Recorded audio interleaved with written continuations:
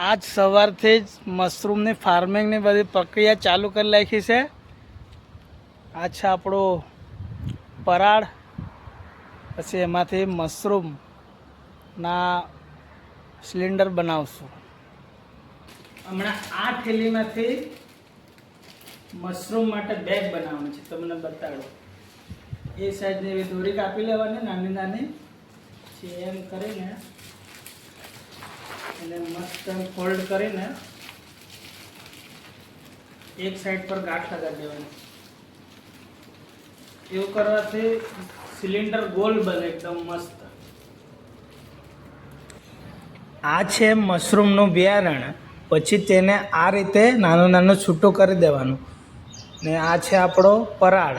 તમને હમણાં બતાવું કઈ રીતે મશરૂમના સિલિન્ડર રેડી કરાય.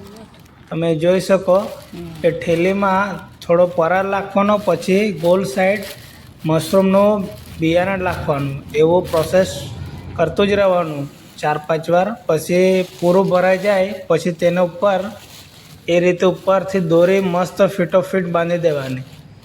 ને પછી આપણા ફાર્મમાં એ રીતે એને લટકાવી દેવાના.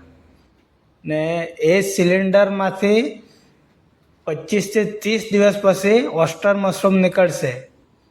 એ છે મશરૂમની ખેતીની પ્રક્રિયા.